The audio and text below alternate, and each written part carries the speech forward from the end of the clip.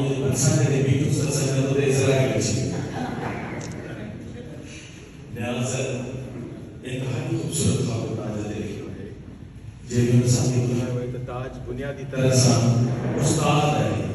ताज जो उस्ताद आहे पर न्याज़ पंहिंजे दिलफ़रेब नसर में असांखे ॿुधायो आहे त ताज जो वॾो उस्ताद आहे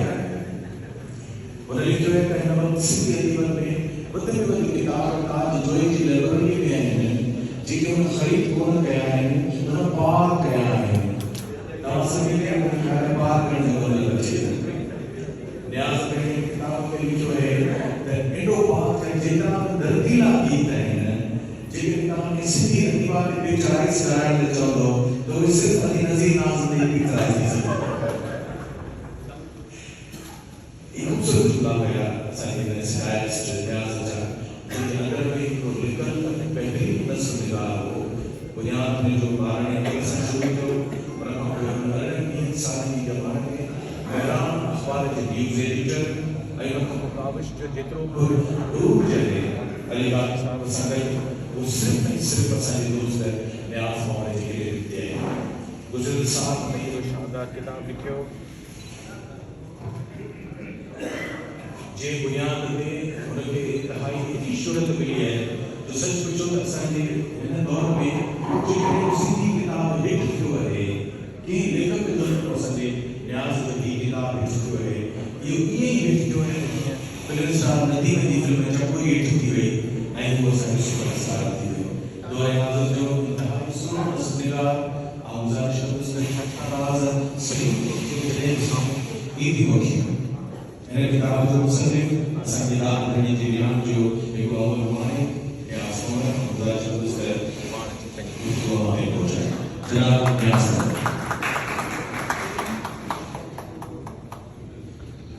उनका इंटीग्रेट से अभियान शुरू डाइस मनुआ करते के हिसाब से खुदा ताला ने का बख्शिया और के तुझे करो मां ताई थोड़ा थोड़ा पहले हैदराबाद जिम खाना जी मैनेजमेंट जो उन जो शानदार प्रोग्राम तस्दीक नुमाई उन प्रोग्राम में नाज़रन की एक पैर फाइल खूबसूरत नाम करी मुझे बिल्कुल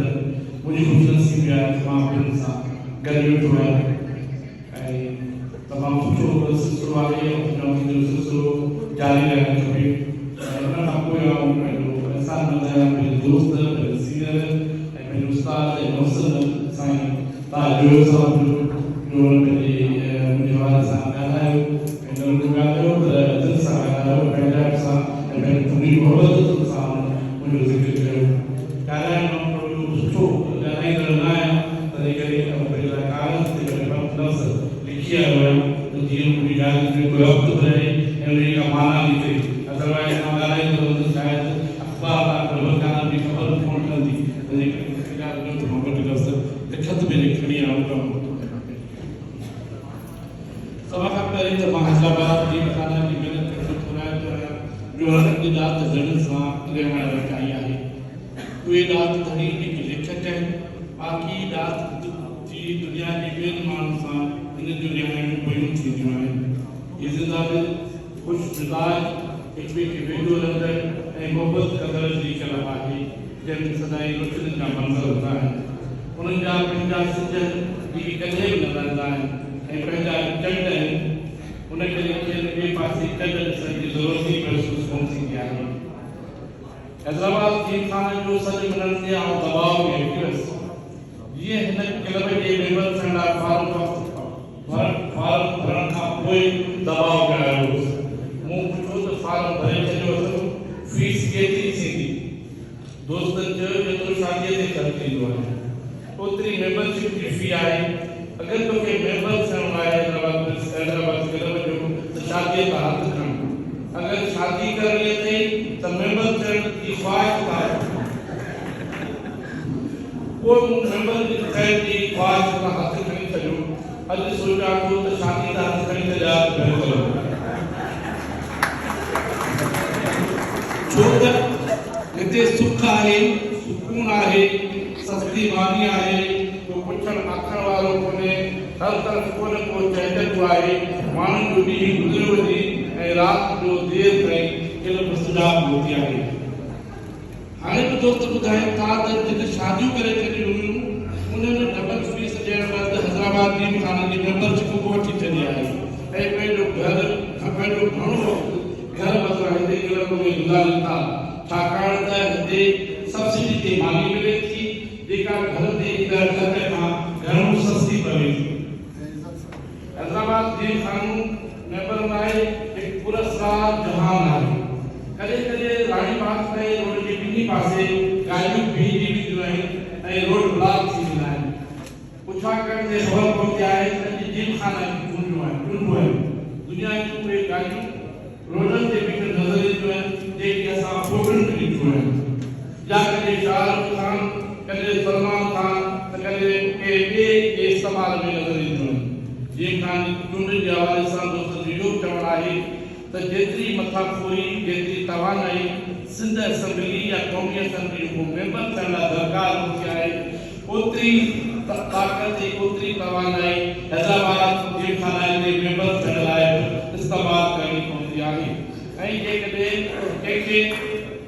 को वॾो उहिदो हासिल करणो आहे त उनखे एतिरी महिनत करणी पवंदी हूंदी आहे, एतिरी इलाही करणी पवंदी आहे जेतिरी सिंध जे वॾे वज़ीर थियण लाइ के चूंडियल एमपीअ खे करणी हूंदी आहे। मूं दोस्तनि खां पुछियो त जीमखाने जा भला ॿिया कहिड़ा कहिड़ा फ़ाइदा आहिनि। हिननि ॿुधायो त दुनिया में अगरि को कमु मुश्किल थी वञे त इहो कमु जीमखाना में आसान थी वञे थो। मिसाल तौरु के वॾे माण्हू सां पीआर ठाहिणी आहे त जीमखाना अचो। कंहिंजो कॉन्ट्रेक्ट किथे रुकियल आहे,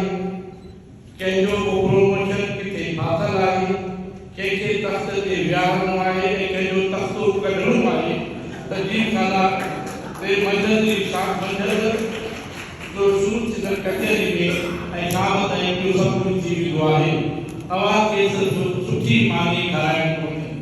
उन सां जीमखाना जो किचन बि मुतहरिक रहे थो ऐं मेंबर बि सरगर्म रहनि था। मूं पुछियो त रुॻो सरकारी खातनि जा कम हूंदा आहिनि या ॿिए खातनि जा कम बि थींदा आहिनि। दोस्त चयो त हिते सियासी दुनियाऊं बि आबाद आहिनि। अधु हुकूमतूं कराची जे ड्राइंग रूमनि में ठहंदियूं आहिनि त अधु हुकूमतूं हैदराबाद जीमखाना में बि ठहंदियूं आहिनि। इहे सभु ॻाल्हियूं ॿुधी मुंहिंजो सर फ़ख्र सां मथे थी वियो। असांजो महबूब शहर हैदराबाद जा महबूब माण्हू ऐं उनजो महबूब क्लब हैदराबाद जीमखाना क्लब जंहिंजे माज़ीअ सां शानदार किस्सा अॼु बि माण्हुनि जी दिलनि ते नक्श आहिनि। कहिड़ा कहिड़ा माण्हू, कहिड़ा कहिड़ा किस्सा ऐं कहिड़ा कहिड़ा जहान हिन क्लब जी दीवारनि ऐं राहदारनि ॾिठा आहिनि। मूंखे ख़बर नाहे त उन्हनि माण्हुनि, उन्हनि गजाइनि, उन्हनि वाक़िअनि, उन्हनि टहकनि ऐं उन्हनि रुॻनि जा दास्तान किथे छपियल या डॉक्यूमेंटेड आहिनि या न।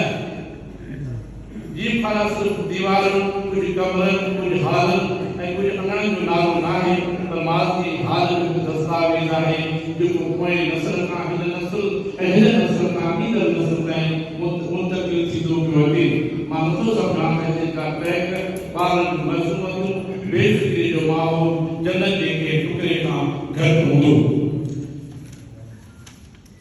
हाणे वरी पाण ते ॻाल्हाइण जी छा ज़रूरत आहे? ॻाल्हायो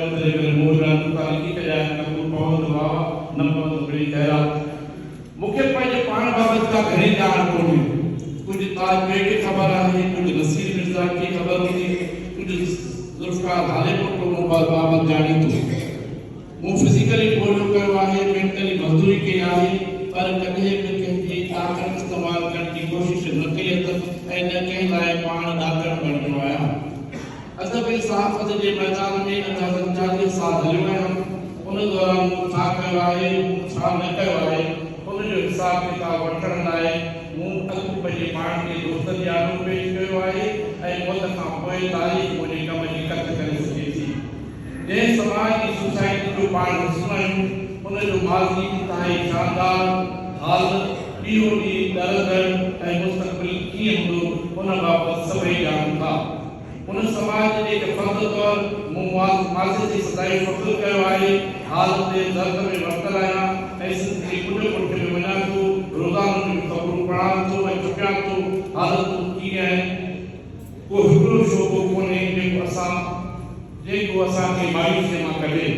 सिंध जी बहिराणी जो हिकु रस्तो न आहे जेको सुठो हुजे,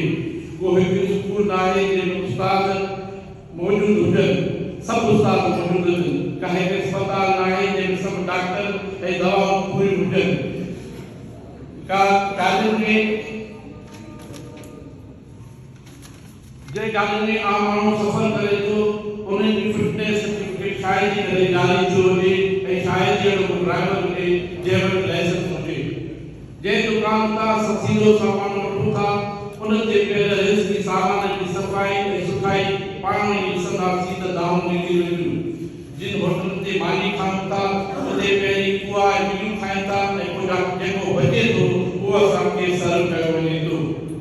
ही सिंध जी सतह जे मथां ॾिसण वारा मंज़र आहिनि। अंदरां ॾिसंदासीं त न पाणी जो हिसो मिले थो, न भाण मिले थो, न सही बिज मिले थो। वाहन ऐं शाखनि मां मथां बचियल पाणी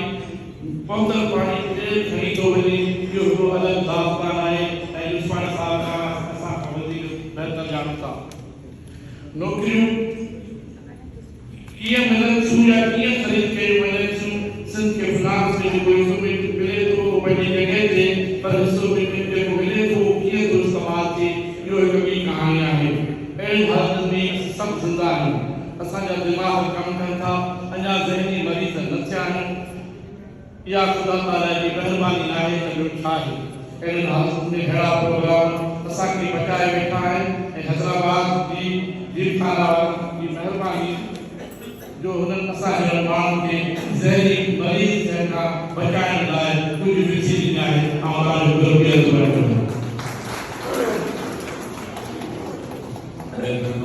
खुशगवार दिलफरेब तहरीर